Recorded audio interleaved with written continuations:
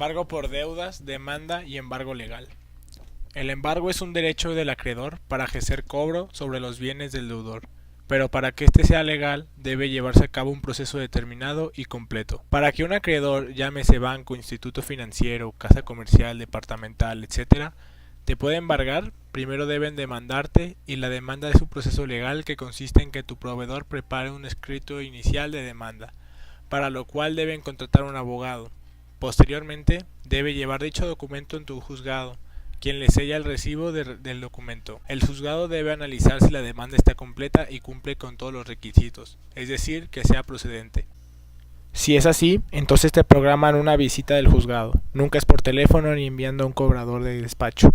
Te envían un representante del juzgado a tu casa o el domicilio al que el demandante haya indicado como tuya en su demanda.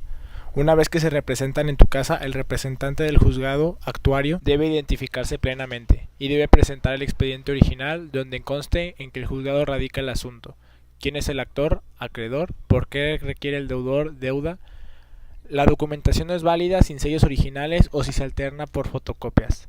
Por ello, las agencias que cobran extrajudicial no tienen facultades para ordenar este procedimiento, pues ellos corresponden únicamente a un juzgado civil. Ahí tú firmas de recibido y tienes un tiempo legal para contestar la demanda en tiempo y forma, donde te recomiendo que contrates a un abogado que conozca el tema mercantil, porque hay muchos abogados que no conocen bien esa área y malinforman a sus clientes. Esto es entendible, pues es muy difícil que los abogados puedan ser expertos en todas las áreas legales.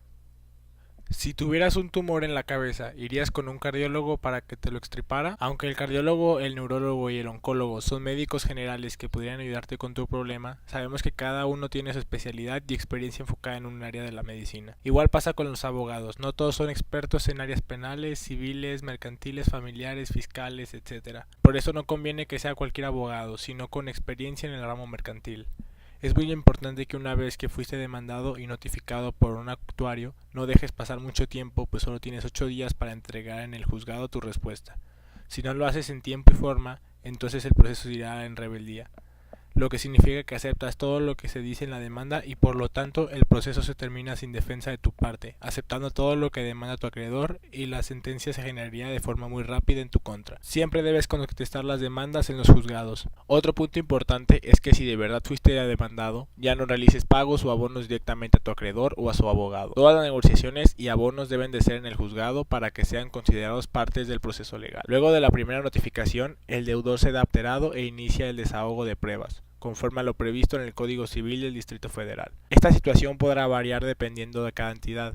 A veces puede suceder que algunos abogados amañan las pruebas y no notifican el proceso, por lo que hacen juicios de rebeldía sin la presencia del deudor, para obtener la orden de embargo. Pero esto es ilegal, por lo que en este particular caso se vuelve imperativo el contar con un buen abogado, que no conozca el tema mercantil y pueda tumbar la demanda mediante un amparo. El juicio puede desahogarse en 6 u 8 meses cuando se presenta en tiempo y forma las pruebas por ambas partes interesadas. Si existe alguna irregularidad o falta de documentación, el proceso puede demorar de entre 5 a 10 años. Existen dos tipos de procesos mercantiles, que tienen una diferencia muy grande e importante.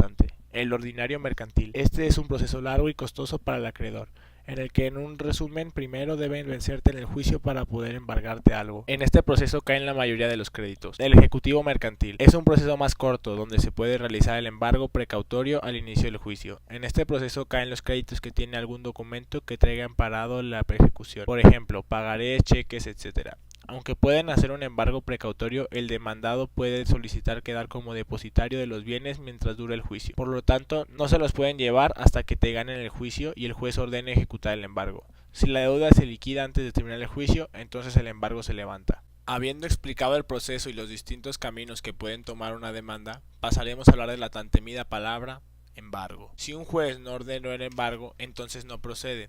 Esto incluye las llamadas de los cobradores, bancos y despachos que nos notifican falsamente por teléfono o por carta que estás demandado, que el actuario vendrá a tu casa para ejecutar el embargo en 24 o 48 horas y que utilizarán a la fuerza pública utilizando las maneras de apremio, etc. Entendemos que las notificaciones de demanda o de embargo no se hacen por teléfono ni por carta. Fuiste vencido en juicio y el juez ordenó el embargo, entonces se dicta el auto de ejecución, donde debe instruirse que en caso de oposición del deudor, el actuario puede ingresar al domicilio usando la fuerza pública en caso necesario. En caso de ausencia del implicado, se deja una notificación con una persona que esté en el domicilio señalado o un vecino inmediato.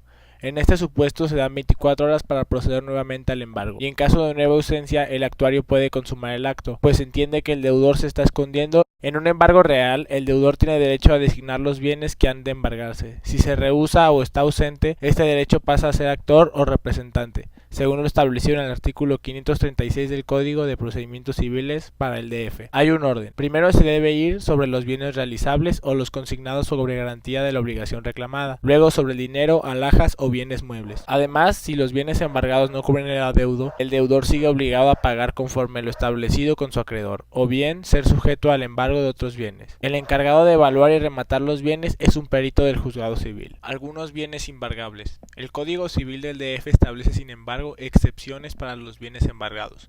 Por ejemplo, no pueden ser sujetos de secuestro los bienes que constituyen el patrimonio de familia o que no estén a nombre del deudor. Tampoco la cama, los vestidos y los muebles del uso ordinario del deudor, su cónyuge o sus hijos, siempre y cuando no sean lujos. Establece en la fracción 2 del artículo 544 de dicha ley. Los instrumentos, aparatos útiles necesarios para el arte u oficio del deudor tampoco pueden ser embargados. Bueno, hasta aquí el video de hoy, esperamos que te haya sido de utilidad y si tienes alguna otra duda o algún comentario te esperamos aquí abajo en los comentarios o en nuestra página www.libresindeudas.com. Gracias.